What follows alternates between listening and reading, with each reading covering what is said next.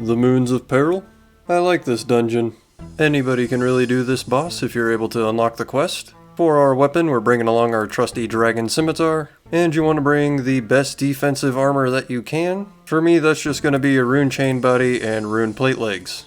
Let's go over the bosses if you need help with the quest, as well as my main route for farming afterward. During the quest, you build 3 camps off of the main nexus, one to the northeast, one to the northwest, and one to the southwest.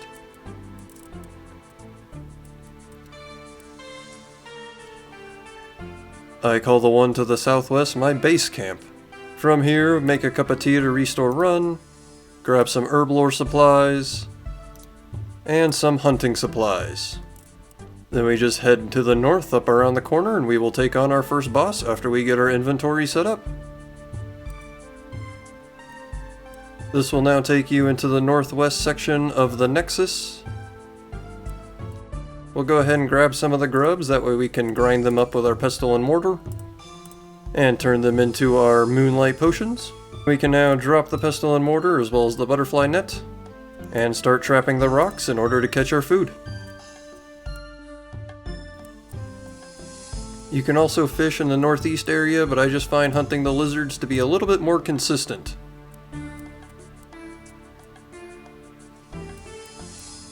I like to do 3 rounds of there, ending up with somewhere about 6 to 9 lizards. Go ahead and drop your rope now and cook at the fire.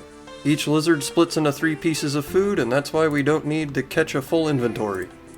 Feel free to completely fill your inventory. However, I think we're ready for the first boss, the Blue Moon. If you go as far as you can toward the arena, you can usually see where the phases are if they're in a special attack or not, but it doesn't matter too much. We're just going to go ahead and drink one of our moonlight potions. It'll work as a divine super defense as well as super combat potions. Hop on into the statue, and we are in one of the special attacks. Don't stand in the ice, attack the block that has the symbol underneath it for your weapon back. You can do 2 hits in between the ice showing up, and stand on the symbol, turn on your defense prayer, attack the boss. After 2 sets of its attacks of 3, the symbol will switch to the next one in rotation. Eat your food whenever you take damage. After 3 moons, it'll switch to another special attack. Turn your prayer on off. Click to the next of the brazier to be able to relight them. I like to do the method of don't care, just run. If you happen to get hit, just turn your run back on after half a second, go to the other side, light your other brazier, and come back into the middle of the arena, standing on the quarter moon tile. Defense prayer back on, keep attacking the boss. Your moonlight potions also restore prayer, so if you ever run low, remember to drink those, and just follow the pattern on the floor. 3 more moons and we're moving back on to another special attack. It'll just repeat the same 2 special attacks that they do.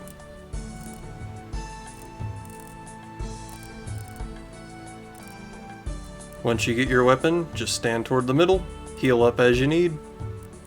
Back to repeating the attacking phase.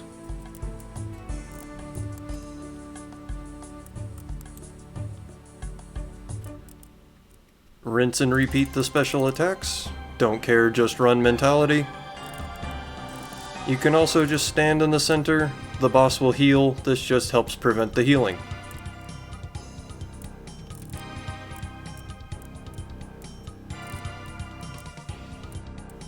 Back to attacking, following the glyph on the floor, and remembering to heal and restore prayer as you need. While getting your weapon back, you either only need to step backwards or step back diagonally. These are the only 2 tiles that you need to worry about. And once your weapon's in your hands, just come on into the center of the circle and be ready for the glyph and the moon to reappear. Protection prayers do not matter against these bosses, so just do your best offensive that you can and your best defensive that you can. Once you kill the boss, they'll come toward you, and Blue Moon will return you back to home base. Resupply run if you need. Feel free to heal all the way back up, and return back up north around the corner to refill our inventory. If you have the tendency to forget grabbing supplies at home base like I do, feel free to pick them up here in the second base camp. I like to always at least have 2 potions on me just in case, so we'll fill up the potions first, and use the inventory space to catch all of our food. For the resupply, I'll only usually do 2 rounds, and if you still have plenty of supplies because you're bringing better gear than I'm using now, you don't even need a resupply after each boss. I tend to only resupply after each chest with my main gear. Now that we have our food cooked and our run back, we just head back to our main base camp to the south, and now you have the visual aesthetic of running to the moon with the blood hallway. The Blood Moon will have the same 3 phases of attacking as well as 2 new special attacks. One of them is raining blood.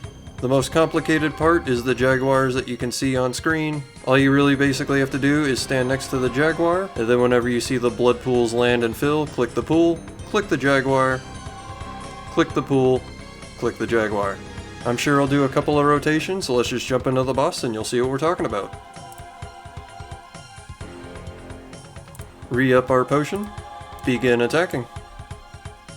This is the same as the Blue Moon, just stand on the highlighted glyph. However, the Blood Moon is going to be your hardest boss since he heals off of doing damage to you, whether in the 3 attacking phases or in his special attacks. During Raining Blood, just come stand on the moon it'll appear on. Avoid standing in the pools after they're full and explode. Turn back on Defensive Prayer and keep attacking. Keep a watch on your own health, make sure he doesn't kill you, and slowly beat out his healing. During the jaguars, find the one that has your glyph. Watch for the blood, click when it's full, click the jaguar. Blood, full, click the jaguar. Fill, click, dog. Fill, click, dog. If you go a little bit early, he'll do some damage, but nothing too crazy. Back to the glyphs and attacking.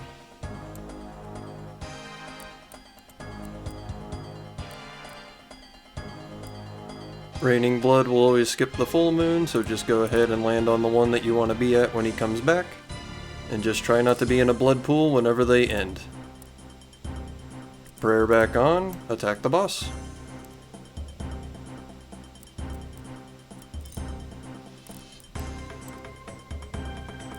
Find your jaguar. Full click dog. Full click dog. If you're like me and the glyph makes it a little hard to see, hover your mouse on it, but watch the one in the corner. Might take a few attempts to get the rhythm down, but once you have it, pretty hard to lose. Prayers back on, attack the boss for 3 more moon cycles.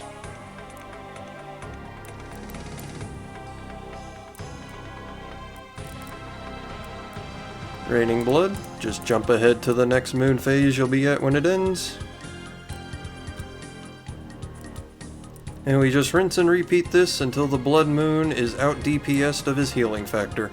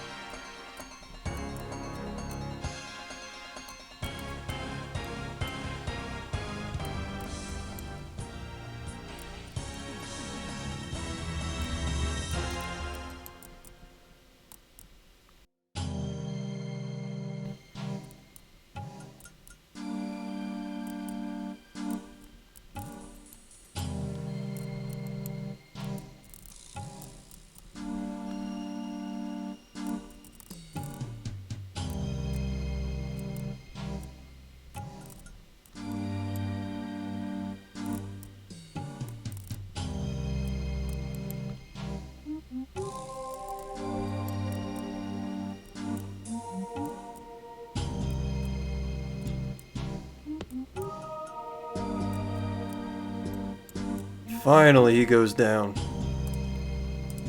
He'll spawn us right back out at our base camp, and you have now beaten the hardest part of the bosses. I'm gonna head to resupply, and I'll see you guys when I return right back here to the base camp.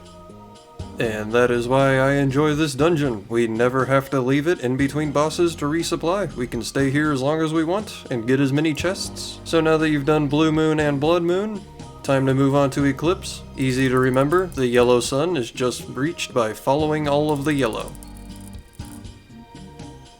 Run past the chest, continuing to follow the yellow. And when we come in, our boss is just going to be right around the corner. Same as the other two bosses, we have 3 phases of just attacking following the glyph, followed by 2 special attacks. Eclipse might be the easiest boss because one of his special attacks you can do damage to him during it, and he doesn't heal. So let's just jump in and go over them as they show up. Defensive prayers on, potion drink if you need, follow the glyphs. The new moon is his mirror special, so we'll switch from defensive to offensive prayers. Click the first ghost that shows up, click the following ones whenever they do the animation. So spawn, animation, animation, spawn, animation, animation. And back to the glyph. As you can see, we definitely dealt a good chunk of damage during that attack. And when we reach his new moon phase, go ahead and turn off your run right before it. He'll stun you and push you through the orb. Once you see the birds disappear, click following the ball. You cannot click into where the boss is during this, so you'll always be on the outside of it, and as long as you continue forward, you'll only be hit during the one spot that he hits everybody. No pressure, just keep moving along the path. No need to stop. And when it's over, you'll be right near the glyph. Turn your run back on if you want. This boss can be fought just fine without it.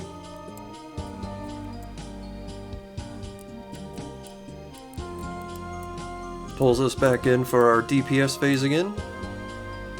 Just click the spawn, and then on animation, on animation. You just want to be facing the boss whenever they attack. Another easy way is you can watch the DPS drops over here on the side. Whenever you get XP, click underneath the following boss. And that takes him down to basically no health. And the fight is over.